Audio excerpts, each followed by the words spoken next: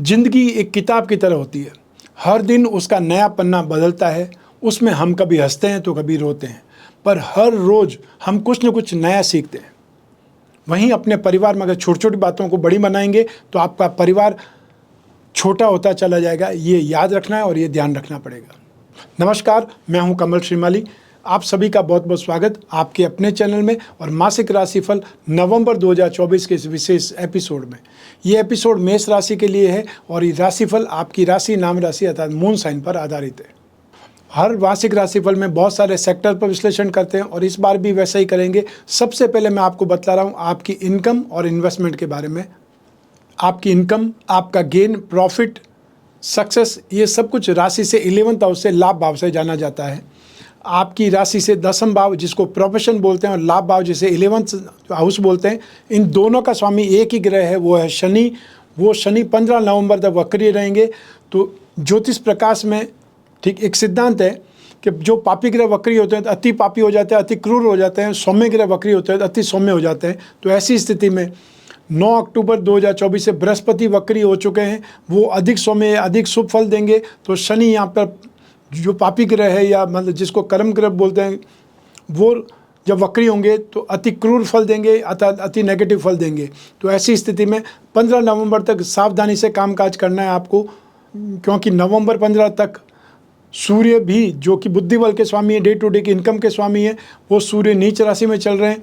और यहाँ पर शनि 15 नवंबर तक अपनी मूल त्रिकोण राशि में है, 11th हाउस में, लाभ भाव में। बहुत सुखद स्थिति है, लेकिन वक्री है। वक्री होने के बाद में शनि का शुभ फल आपको और ज़्यादा मिलेगा। तो ऐसी स्थिति में नवंबर 2024 में आपकी स्ट्रेंथ यहाँ पर काम करेगी, आपका कॉन्फिडेंस यहाँ पर काम करेगा। जो इम्यून सिस्टम है वो यहाँ पर आपको बहुत ज़्यादा अच्छा या एनर्जेटिक बनाए रखेगा। तो ऐसी स्थिति में जो लोग मेहनत मजदूरी करके अपना जीवन यापन करते हैं, उनके लिए 15 नवंबर के बाद में स्थितियाँ ज़्यादा बेटर है। जो लोग सर्विस प्रोवाइडिंग इंडस्ट्रीज से जुड़े हुए हैं, वो चाहे मैकेनिक हो सकते हैं, वो चाहे चमार हो सकते हैं, वो सफाई कर्मचारी हो सकते हैं, और या फिर छोटे से छोटा काम करने वाले हो सकते हैं, वार्ड बॉय हो सकते हैं, हॉस्पिटल पे केमिस्ट हो सकते हैं, या स्कूटर का पंचर निकालने वाले, स्कूटर ठीक करने वाले, कार ठीक करने वाले कर्मचारी हो सकते हैं, और या कोई इनको मिस्त्री हो सकता है, बढ़ई हो सकता है। जो भी हमको सर्विसेज देते हैं, उन सभी लोगों के लिए शनि काम करता है। तो ऐसी स्थिति में शनि राशि से 11th हाउस में बहुत ज़्यादा शुभ स्थिति में, ये माह में निरंतर आपको सपोर्ट मिलता रहेगा। 15 नवंबर 2024 के बाद में ज़्यादा आपकी ज़िंदगी इजी हो सकती है, ज़्यादा काम करने को मिल सकता है, और आपका इनकम बहुत जल्दी जनरेट हो सकता है। अर्थात आप काम करें और आपका पसीना सूखने से पहले आपको उसका मेहनताना मिल जाए, वो स्थिति आपकी बन सकती है। तो यहाँ पर जो लोग जॉब कर रहे हैं, उनके लिए स्थितियाँ एकदम स्थिर है, स्टेबल है, क्योंकि जॉब वालों को रोज़ कोई, ना तो उनकी इनकम चेंज हो सकती है, ना उनकी सैलरी चेंज होती है, ना उनका कामकाज का दायरा चेंज हो सकता है। लेकिन यहाँ पर जो लोग मेहनत करेंगे, जो जॉब में बहुत सीरियसनेस अपनी दिखाएंगे, उनका आगे जाकर के बहुत भला होने वाला है। अर्थात आपको स्ट्रेंथ, पॉजिटिविटी, प्रमोशन या अप्रेजल वो बहुत शानदार मिलेगा। जो लोग प्रोफेशनल्स हैं, यहाँ प्रोफेशनल्स की बात करें तो ऐसी स्थिति में सर्जन हो सकते हैं, लॉयर हो सकते हैं, या फिर वो लोग जो बहुत बड़े टेक्नीशियंस हैं, स्पेशलाइजेशन किए हुए हैं किसी विशेष इंडस्ट्री के लिए, या बहुत बड़ी कोई मशीन है उसको टैकल करना आप में से हर किसी को नहीं आएगा। लेकिन जो कंपनी का कोई न कोई असिस्टेंट होगा, कंपनी का कोई न कोई इंजीनियर होगा, वो आपकी मशीन को ज़्यादा सही समझ सकता है। जो बड़े बड़े प्लांट होते हैं उसमें इम्पोर्टेड मशीनरी होती है, तो उनके मिस्त्री लोग भी या उनके इंजीनियर भी वहीं से आते हैं उसको, मशीन को ठीक करने के लिए। तो यदि आप ऐसे एक्सपर्ट हैं तो ये माह नवंबर 2024 आपके लिए बहुत ज़्यादा सुखद है, बहुत ज़्यादा शानदार है। जो बिजनेस पर्सनस हैं, यहाँ उनके लिए स्थितियाँ बहुत सुखद है।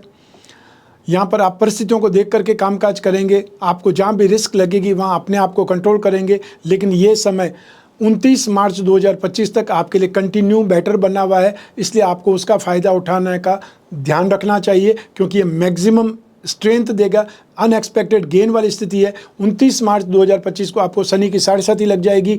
यही शनि जो इस समय आपको सीढ़ियाँ चढ़ा रहा है, वही शनि आपको वहाँ पर जा कर के स्ट्रेस देगा, तनाव देगा, बाधाओं में डाल देगा। तो जो आपके पास में लिमिटेड टाइम बचा हुआ है, उसके अंदर जितनी मेहनत कर सकते हैं उतनी मेहनत करके इसका जो समय है उसका फ़ायदा उठाना चाहिए। सेक्टर की बात करें तो आप में से वे लोग जो इंफ्रास्ट्रक्चर के सेक्टर में कामकाज कर रहे हैं, land and building material, construction, hotel, restaurant, खाने पीने की चीज़ें या eatable goods, mining and herbal product, electrical goods, home appliances से संबंधित, आर्म्स एंड एमुलेशन से संबंधित कोई भी कामकाज करने वाले लोग हैं, उनके लिए नवंबर 2024 बहुत सुखद है। उसके भी आगे चले जाएं तो मैं ये बोलूँगा 21 जनवरी तक मंगल की स्थिति, जो कि आपके राशि के अधिपति हैं, उनकी दृष्टियाँ आपके लाभ भाव पर है। शनि और मंगल दोनों का यहाँ पर दृष्टि संबंध हो रहा है। मंगल को अग्नि बोला जाता है, शनि को यहाँ पर पेट्रोलियम प्रोडक्ट के बारे में सोचते हैं, जानते हैं। तो ऐसी स्थिति में ये दृष्टि संबंध एनर्जेटिक भी बनाएगा, विस्फोटक परिस्थितियाँ भी देगा। सेकंड सेक्टर है, जो लोग भी शनि से संबंधित कामकाज करते हैं, मेटल, मेडिसिन, केमिकल से संबंधित, या फिर ऑटोमोबाइल सेक्टर, स्क्रैप का सेक्टर हो सकता है, पेट्रोलियम प्रोडक्ट का सेक्टर हो सकता है, लाइजनिंग का कामकाज हो सकता है, सर्विस प्रोवाइडिंग सेक्टर हो सकता है, मैन्युफैक्चरिंग सेक्टर हो सकता है, और साथ ही साथ जो लोग एजेंसी बिजनेस या कमीशन एंड ब्रोकरेज का कामकाज करते हैं, उनके लिए भी यहाँ पर अपार संभावनाएं बनी हुई है। यहाँ पर आपको अपॉर्चुनिटी बहुत मिलेगी, बहुत अच्छे अच्छे मौके मिलेंगे, और यहाँ पर जो आप काम करेंगे, जो मेहनत करेंगे, जो प्लानिंग करेंगे, वो प्लानिंग बहुत सही आपकी बैठने वाली है, उसका आपको फ़ायदा उठाना चाहिए। तो इनकम के लिहाज से नवंबर 2024 आपके लिए बहुत सुखद है, बहुत शानदार है। और जो लोग जॉब को चेंज करना चाहते हैं, जॉब को स्विच करना चाहते हैं, उनके लिए भी यहाँ परिस्थितियाँ 9 अक्टूबर के बाद में ज़्यादा बेटर बनी हुई है। 4 फरवरी तक आपके लिए मौके बहुत ज़्यादा अच्छे हैं। इस समय काल में आपको अपनी जॉब अगर चेंज करना है तो चेंज कर लेना चाहिए। तो आइए अब बात कर रहे हैं आपके इन्वेस्टमेंट की। राशि से सेकंड हाउस से, धन और संपत्ति भाव से जो इन्वेस्टमेंट पर विचार किया जाता है, और इस भाव में शुक्र की राशि में बृहस्पति विराजमान है। तो ऐसी स्थिति में सेकंड हाउस में बृहस्पति को बहुत शुभ बोला जाता है। और आपकी जन्म कुंडली या गोचर कुंडली में ये 5 स्थानों पर बृहस्पति की इंपॉर्टेंट स्ट्रेंथ रहती है, या वो जब भी उस भाव में आते हैं बहुत ज़्यादा भला करते हैं, बहुत ज़्यादा शुभ स्ट्रेंथ देते हैं। और हमारी ज़िंदगी में सबसे ज़्यादा अगर कोई कामकाज का या अपनी ज़िंदगी को कंट्रोल करने वाला ग्रह है तो वो बृहस्पति है। बृहस्पति ग्रह सुख, संतान सुख, मेंटल स्ट्रेंथ, फाइनेंस और धर्म की स्थिति या संस्कारों की स्थिति से उत्पन्न करता है, या आपको बहुत ज़्यादा उसमें प्रभावशील बनाता है। तो राशि से सेकंड हाउस में बृहस्पति है, ये बहुत सुखद स्थिति है। तो ऐसी स्थिति में जो लोग गोल्ड पर इन्वेस्टमेंट करना चाहते हैं वो गोल्ड पर इन्वेस्टमेंट कर सकते हैं। वो लोग जो सिल्वर पर इन्वेस्टमेंट करना चाहते हैं सिल्वर में इन्वेस्टमेंट कर सकते हैं। और जो स्टॉक करना चाहते हैं वो पीली दाल का, हल्दी का, केसर का स्टॉक कर सकते हैं। और जो लोग शेयर मार्केट के थ्रू इन्वेस्टमेंट करना चाहते हैं वो फाइनेंस कंपनियों पर, बेकरी, कन्फेक्शनरी के आइटम बनाने वाली कंपनियों पर, यूटेंसिल से संबंधित कंपनियों पर, या फैशन एंड कॉस्मेटिक्स से संबंधित कोई भी स्क्रिप्ट मिल जाए उस पर इन्वेस्टमेंट करना आपके लिए अच्छा है। और एक और इंडस्ट्री इसमें जुड़ सकती है, वो है सॉफ्टवेयर से संबंधित इंडस्ट्री। वहाँ पर भी, उस इंडस्ट्री में भी आप इन्वेस्टमेंट करके भाग्यशाली अपने आप को साबित कर सकते हैं, क्योंकि ये समय आपके गेन के लिए, फाइनेंशियल स्ट्रेंथ के लिए आपके लिए बहुत अच्छा है। और इसमें इन्वेस्टमेंट करेंगे तो यहाँ पर आपको काफ़ी ज़्यादा बेटर रिजल्ट्स मिलेंगे, और वो भी स्पीड में मिलेंगे। आइए अब बात करें आपके परिवार के सुख की। राशि से 4th हाउस से, सुख भाव से इसका विश्लेषण किया जाता है। और इस भाव के अधिपति चंद्रमा है, और आपकी राशि के अधिपति मंगल वो नीच राशि में होकर के 4th हाउस में जिम्मेदार है, 4th हाउस में स्थित है। तो ऐसी स्थिति में मंगल का नीच राशि में होना आपको एग्रेसिव बना सकता है, आपको क्रोधी, आवेशी बना सकता है, और आप सब पर हावी होने का प्रयास कर सकते हैं। एक प्रकार से डोमिनेटिंग रुतबा आपका बन सकता है। और परिवार वाले भी अपने दिमाग का इस्तेमाल करेंगे, लॉबिंग करेंगे, और आपको साइडलाइन करने का प्रयास करेंगे। उसमें आप भड़क सकते हैं, उसमें आप विद्रोह कर सकते हैं, या फिर आपको साइडलाइन किया जा सकता है। इस चीज़ से आप परेशान हो सकते हैं। तो नवंबर 2024 में आपके घर परिवार में व्यर्थ के खर्चे होंगे, व्यर्थ के वाद विवाद होंगे, और जो मतलब गड़े मुर्दे हैं उनको उखड़ा जाएगा, बार बार आपको टॉर्चर किया जाएगा या आपको इंसल्ट किया जाएगा। ये आपको ध्यान रखने की आवश्यकता है। शनि की सरस्वती में ऐसा बहुत बार होता है, बहुत ज़्यादा होता है, लेकिन अभी आपको शनि की सरस्वती नहीं लगी हुई है। अभी सिर्फ और सिर्फ चंद्रमा की राशि में मंगल राशिपति होकर के नीच राशि में, ये सिर्फ उसका फल है। और 21 जनवरी तक आपको इस फल को मैनेज करना पड़ेगा, इस फल को आपको भुगतना पड़ेगा। इसी भाव पर, अर्थात सुख भाव पर राहु की भी दृष्टि है, और राहु की दृष्टि नेगेटिव हाउस पर, अतः राहु और चंद्रमा मित्र नहीं है। तो ऐसी स्थिति में शत्रु भाव पर, शत्रु राशि पर राहु की दृष्टि आपको साजिश का शिकार भी बना सकती है, और आपको मेंटली अपसेट भी कर सकती है। तनाव में आप बहुत ज़्यादा आ सकते हैं, इसका आपको ध्यान रखना है। आइए अब बात करें आपकी शिक्षा के सुख की, संतान के सुख की। राशि से पंचम भाव से 5th हाउस से इसका विश्लेषण किया जाता है। तो राशि से 5th हाउस के स्वामी सूर्य है, जो कि नीच राशि के हैं। एक त्रिकोण के स्वामी केंद्र में ये सिचुएशन राजयोग की बनती है, लेकिन यहाँ पर सूर्य नीच राशि में नेगेटिव है, तो यहाँ पर शिक्षा भाव का भी शुभ फल नहीं देगा, दाम्पत्य सुख में भी न्यूनता देगा, बाधक बनेगा या कष्टकारी बनेगा। और सूर्य और शनि आपस में मित्र नहीं है, शनि की दृष्टि सूर्य की राशि पर है, सूर्य के भाव पर है। ऐसी स्थिति में आपको यहाँ पर ऑब्स्टिकल्स के साथ में, मेंटल हैरेसमेंट के साथ में, तनाव के साथ में, कुछ न कुछ बखेड़े के साथ में आपकी एजुकेशन चलेगी। आपको अपने ऊपर भी कंट्रोल रखना पड़ेगा। व्यर्थ में फ्रेंड सर्कल के अंदर विवाद हो सकता है, या एक फ्रेंड को ठीक है आप सपोर्ट करने गए, मोटिवेट करने गए और वहाँ पर कुछ न कुछ बड़ा स्कैंडल हो गया, तो जब उसने नाम लिखा है कंप्लेंट में तो आपका भी नाम उसमें शामिल था। तो ऐसी स्थिति में हो सकता है आप किसी फ्रेंड का भला करने जाएँ और अपना बुरा करवा के आ जाएँ। तो आपको बहुत ज़्यादा सावधान रहना है। अपने को दूसरों के प्रपंच से, दूसरों की लड़ाई झगड़े से, मारपीट से बचना है। और ऐसी कोई स्थिति हो जाए तो अपने आप को पहले बचाना है, उसके बाद में दूसरी स्थितियों के बारे में सोचना है। दूसरों के पीछे या दूसरों के साथ में व्यर्थ में ही जाकर के हीरो नहीं बनना है, ये ध्यान रखना है। शनि की दृष्टि सूर्य की राशि पर है, तो ऐसी स्थिति में भी आपको अपने ऊपर भी कंट्रोल रखना है। यहाँ पर व्यर्थ के विवाद से आपकी स्टडी प्रभावित हो सकती है।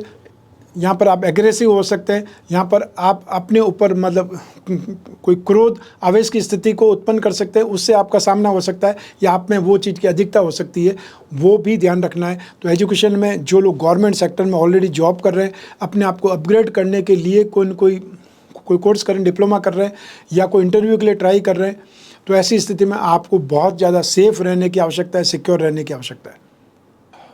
आप में से वे लोग जो टेक्निकल शिक्षा से संबंधित कोई स्टडी कर रहे हैं, तो आपको यहाँ पर बहुत ज़्यादा मेहनत करने की आवश्यकता है, या आपको इजीली वो चीज़ हैंडल नहीं होंगी, आपके डाउट्स बढ़ जाएंगे, आपको सीनियर्स के सपोर्ट की आवश्यकता होगी, वो भी आपको ध्यान रखना पड़ेगा। तो हर हालत में आपको मैकेनिकल इंजीनियरिंग, केमिकल इंजीनियरिंग या ऑटोमोबाइल से संबंधित कोई भी टेक्निकल या मेडिकल लाइन से संबंधित कोई भी स्टूडेंट है आप, तो भी आपको बहुत ज़्यादा मेहनत करने की आवश्यकता है। सावधानी से आप अपना ये समय व्यतीत करेंगे तो आपके लिए अच्छा होगा, ये आपको ध्यान रखना है। और जिनके भी एग्ज़ाम है नवंबर में, कोई इंटरव्यू है, कोई डिबेट है, उसमें हिस्सा जरूर लेना है, क्योंकि बृहस्पति की दृष्टि 6th हाउस पर है।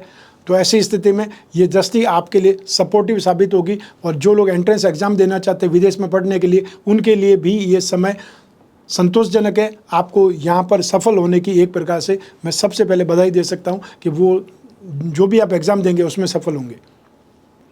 आइए अब बात करें संतान सुख की। यही ग्रहों की परिस्थितियाँ, यही ग्रहों की दृष्टि काम करेगी। तो ऐसी स्थिति में संतान के स्वास्थ्य की चिंता, संतान के व्यवहार से चिंता, और या फिर कोई न कोई बात को लेकर के आर्ग्यूमेंट हो सकता है, असंतुष्टि यहाँ पैदा हो सकती है, या फिर पेरेंट्स का ईगो टकरा सकता है संतान के साथ में। तो ऐसी स्थिति में भी जो भी पेरेंट्स हैं उनको भी संतान के साथ में ज़्यादा सख्ती नहीं बरतनी है।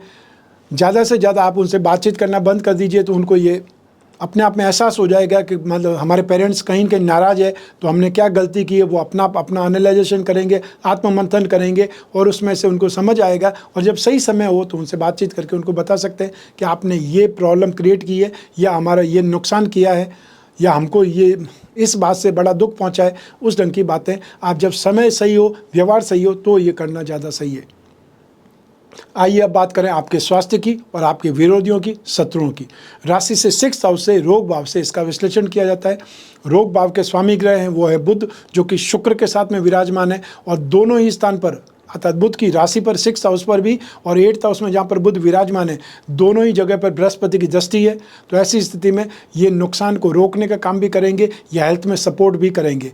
लेकिन राहु की दृष्टि है दोनों ही जगह पे, जहाँ जहाँ बृहस्पति की दृष्टि है वहाँ राहु की भी दृष्टि है, रोग भाव पर भी और रोग भाव के स्वामी ग्रह बुध पर भी। तो ऐसी स्थिति में जब बुध और शुक्र दोनों ही एक साथ में, और बुध और शुक्र एक साथ में होने को लक्ष्मी नारायण योग कहा जाता है। और बुध और शुक्र की युति हमेशा आपके लिए सपोर्टिव ही रहती है। यहाँ पर बुद्धि और सीखने की आदत, जिज्ञासु प्रवृत्ति, ये दोनों एक साथ में रहेगी। तो ऐसी स्थिति में आपको हेल्थ में ध्यान जरूर रखना पड़ेगा, लेकिन बचाव के भी साधन आपको उपलब्ध होंगे। तो ऐसी स्थिति में आप लोगों को थ्रोट इन्फेक्शन परेशान कर सकता है, स्किन प्रॉब्लम परेशान कर सकती है, तो साथ ही साथ आपको पाँव में दर्द परेशान कर सकता है, या मांसपेशियों का खिंचाव आपको परेशान कर सकता है। ये परेशानी ज़्यादातर मिडिल एज के लोगों को या वृद्ध लोगों को ज़्यादा परेशान करेगी। राहु की दृष्टि जब भी रोग भाव पर या बुध पर होगी, तो ऐसी स्थिति में वो आपको मेंटली बहुत स्ट्रेस देंगे, या ये बोल सकते हैं आपको डिप्रेसिव थॉट देंगे, नेगेटिव थॉट देकर के परेशान करेंगे। तो जो लोग ऑलरेडी डिप्रेशन में, उनके ऊपर नज़र रखने की आवश्यकता है, जो भी मेष राशि के लोग हैं। और जो लोग आपके घर में वृद्ध है, जो ऑलरेडी पार्किंसन या डेमेंशिया की मरीज़ है, उन पर ज़रूरत से ज़्यादा आपको ध्यान देना पड़ेगा। उनकी हेल्थ इस समय ज़्यादा गड़बड़ा सकती है, ज़्यादा परेशानी की बात हो सकती है। वो याददाश्त में बहुत ज़्यादा कमी तेज़ी से देख सकते हैं। तो अल्जाइमर्स, पार्किंसन या डेमेंशिया या फिर मनोरोग से संबंधित जो भी आपके घर में कोई न कोई पेशेंट है, उन पर बहुत ज़्यादा केयर करने की, ध्यान रखने की आवश्यकता है। आइए अब बात करें आपके विरोधियों की, आपके शत्रुओं की। नवंबर 2024 में आपकी गलतफहमियों के साथ में विवाद हो सकता है, या कोई न कोई लड़ाई झगड़ा हो सकता है, बोलचाल में कोई न अपशब्दों का इस्तेमाल करने से, या नशे में हाथापाई हो सकती है, लड़ाई झगड़ा हो सकता है। उससे आपको बचने की आवश्यकता है। नुकसान आपका हो सकता है, रुपए पैसे का भी नुकसान हो सकता है। जो भी आदमी नशे में रहता है, उसको ये एहसास ही नहीं होगा कि उसका व्हीकल कौन चला रहा है, या मतलब उसकी जेब में हाथ डाल के किसने पर्स मार लिया है, या किसने मोबाइल फ़ोन ले लिया है, घड़ी ले ली है। तो ऐसी स्थिति में आपको बहुत ज़्यादा सिक्योर और बहुत ज़्यादा सेफ रहने की आवश्यकता है नवंबर में, अन्यथा आपका मोटा नुकसान हो सकता है। आइए बात करें आपके गृहस्थ सुख की, दाम्पत्य सुख की।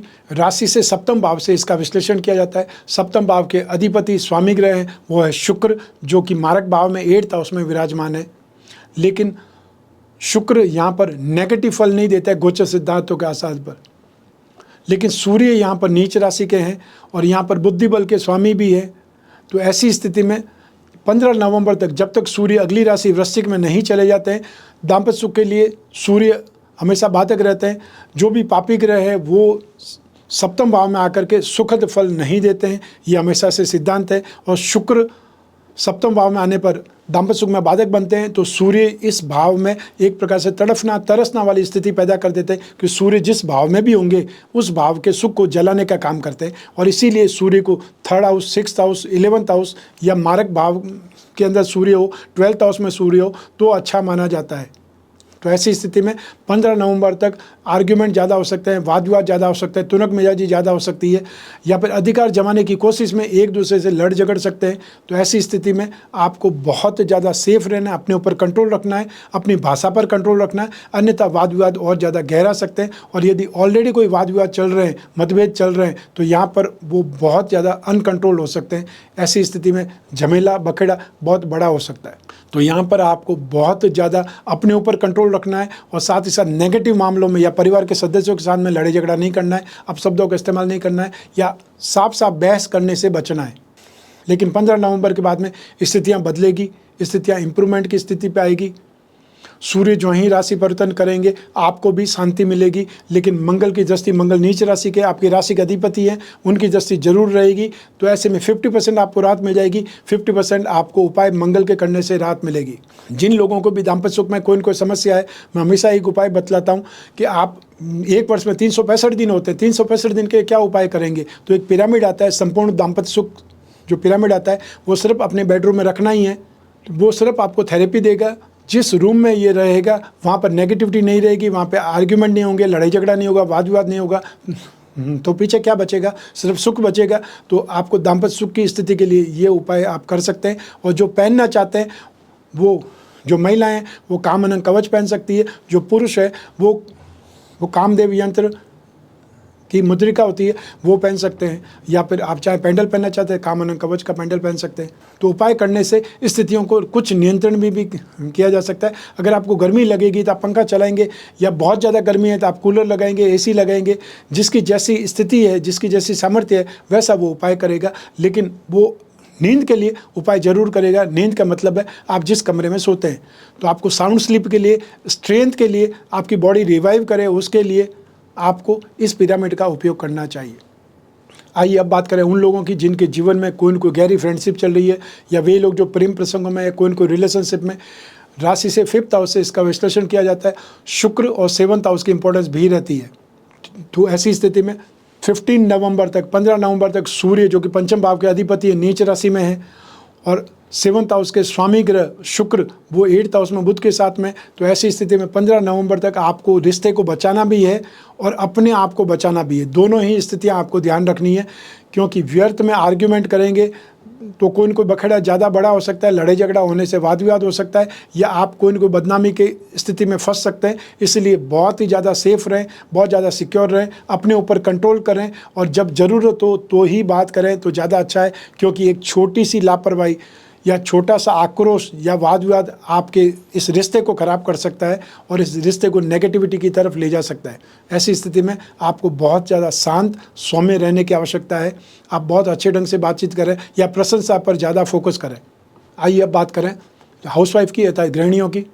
नवंबर 2024 में ना आपको परिवार से सुख मिलेगा, ना संतान से सुख मिलेगा, ना दाम्पत्य सुख में, दाम्पत्य जीवन में कोई न कोई सुख की स्थिति रहेगी, या मतलब सब तरफ से आपको कुछ न कुछ समस्याएं ही नज़र आएगी, या आपको एक प्रकार से मन की भड़ास इकट्ठी होने से आपको अपना थ्रोट निकालने के लिए मौका ढूंढना पड़ेगा। तो ऐसी स्थिति में मैं आपको एक ही राय दूंगा, ये समय आपके हिसाब से सही नहीं है।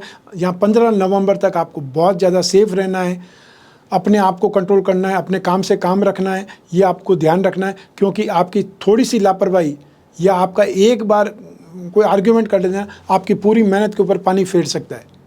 तो जो स्थितियां हैं वो स्थितियां नेगेटिव है, उनमें से एक एक स्थिति को ठीक करने की कोशिश करें। एक साथ में सभी स्थितियों से लड़ेंगे तो शायद ठीक नहीं हो पाएगी। आइए अब बात करें आपके जॉब, प्रोफेशन, कैरियर या बिजनेस की, और इन सभी के लिए एक ही भाव जिम्मेदार है, वो है राशि से संबंधित 10th हाउस, 10th भाव, जिसे कर्म भाव या प्रोफेशन भाव भी कहते हैं।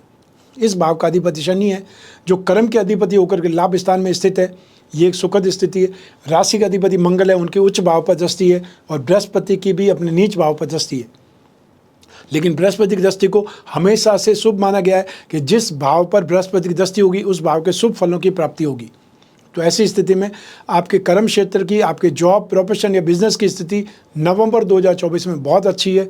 दीपावली जा चुकी है और उसके बाद में जो आपको वापस व्यवस्थित करना है अपने कामकाज को या अपने स्टॉक को, अपने कर्मचारियों को, अपनी टेक्नोलॉजी को, उसको वापस आपको सही संदर्भ में सेट करना चाहिए, ताकि आप जो काम की चीज़ है उसको रख पाएँ और जो काम की चीज़ नहीं है उसे वापस रिटर्न दे पाएँ, ताकि आपका पैसा बच जाए, या आपको जो भुगतान करना है, पेमेंट करना है, उससे आप शांत रह पाएँ, उससे आप रिलैक्स रह पाएँ।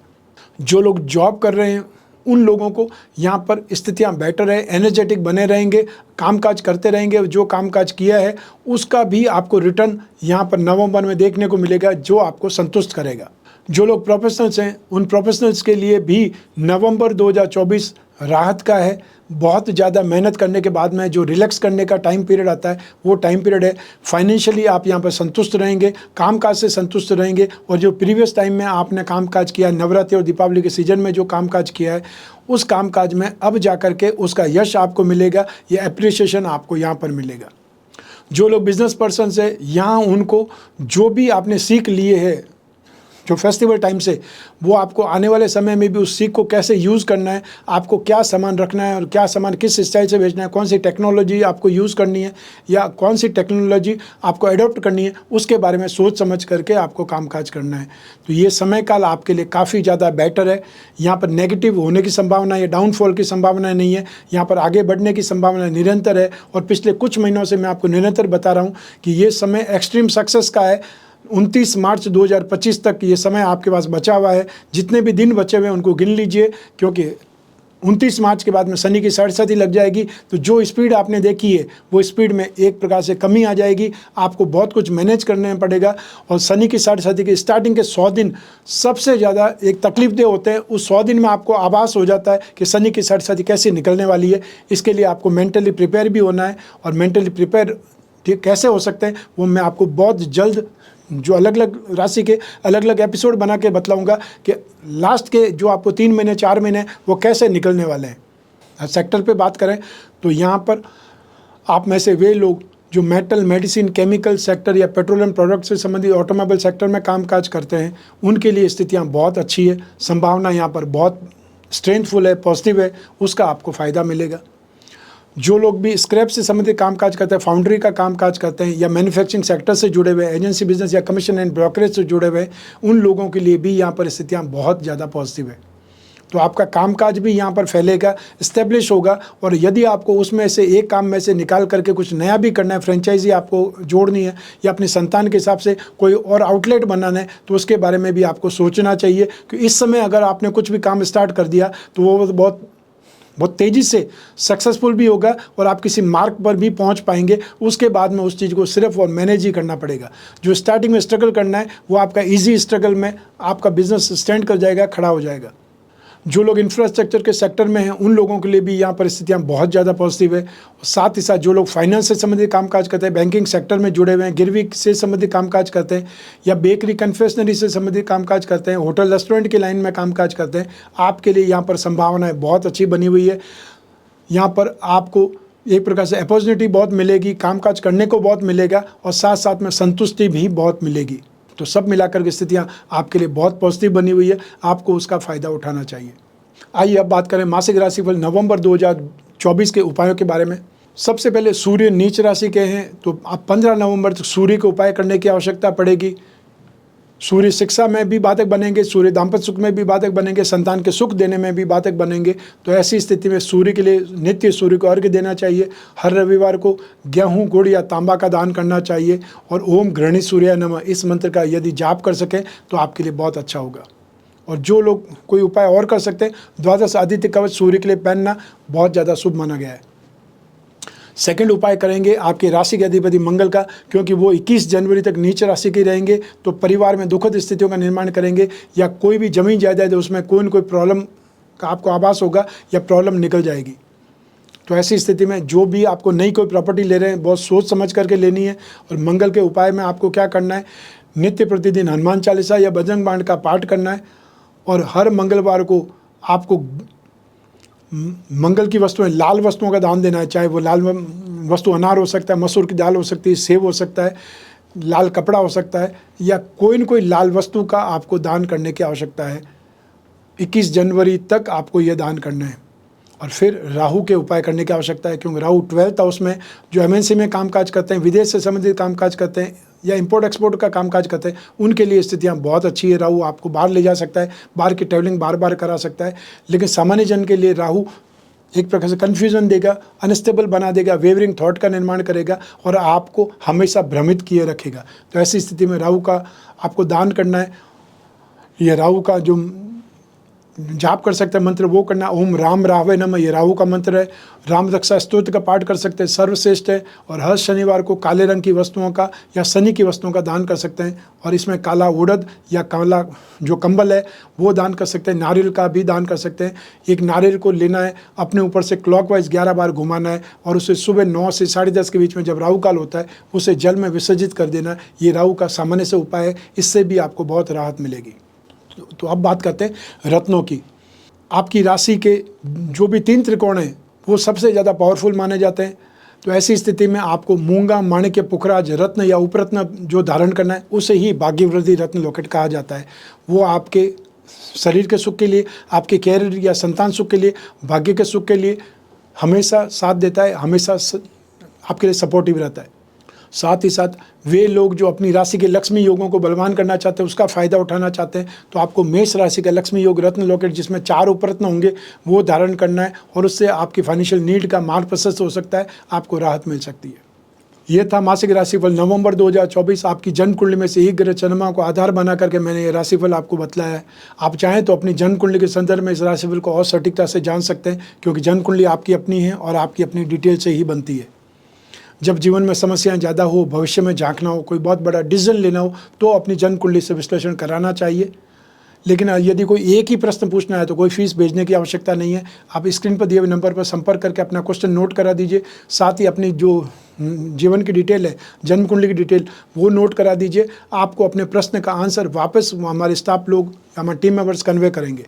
लेकिन यदि आपको अपनी कुंडली का विश्लेषण कराना है, आपको बहुत कुछ पूछना है, बहुत कुछ जानना है, बहुत कुछ डिस्कस करना है, तो फिर आपको अपॉइंटमेंट फिक्स करना है या फिर व्हाट्सएप नंबर पर मैसेज ड्रॉप करना है। आप कोई भी कंट्री में रहते हो, कोई भी सिटी में रहते हो, आप अपने कन्वीनियंट टाइम पर बातचीत कर सकते हैं या हम आपको उस समय फ़ोन लगा करके बातचीत करेंगे जब आपके लिए ईजी टाइम पीरियड हो। हमेशा ध्यान रखिए कि एक सही परामर्श आपका जीवन बदल सकता है, आपका जीवन सुरक्षित कर सकता है। और एक चीज़ और ध्यान रखनी है, हर पंडित पुजारी ज्योतिषी नहीं होता है। हर किसी को जो आसपास में मंदिर में पुजारी है उनको ज्योतिष की नॉलेज होगी, ये कोई ज़रूरी नहीं है। तो ये ध्यान रखिए, आप सिर्फ अपने आप को किसी भी पंडित के आगे सौंप देते हैं जो आपका सिर्फ शोषण करते हैं, आपको व्यर्थ के उपाय कराते हैं जिसकी ज़रूरत नहीं होती है। ज़्यादातर लोग जो आते हैं वो गलत गलत रत्न पहन करके आते हैं, आपको कुछ भी मालूम नहीं है। रत्न अमृत भी है और रत्न जहर भी है। एक रत्न जो आपको सपोर्ट कर सकता है, गलत रत्न आपकी जान ले सकता है या आपको बहुत नेगेटिव फल दे सकता है। इसलिए बहुत सोच समझ करके उपाय करें, सोच समझ करके आपको रत्न धारण करना है। और व्यर्थ में जो टोने टोटके हैं उससे आपका भला नहीं होने वाला है। कुछ हाथ पर अंक लिखने से, जूतों पर अंक लिखने से या कोई शब्द सुबह सुबह बोलने से नहीं होगा। जो वैदिक ज्योतिष के उपाय हैं, वैदिक ज्योतिष से संबंधित कोई भी गणित है, वो हमेशा काम करती है, सैकड़ों वर्षों से काम कर रही है और आज भी उतनी उपयोगी है, उतनी प्रासंगिक है। मैं कामना करता हूं कि आप स्वस्थ रहें, प्रसन्न रहें, सुरक्षित रहें। अपना और अपने परिवार का बहुत बहुत ध्यान रखें। आप सभी को मेरा नमस्कार, बहुत बहुत शुभकामनाएं। ईश्वर आपकी रक्षा करे। धन्यवाद।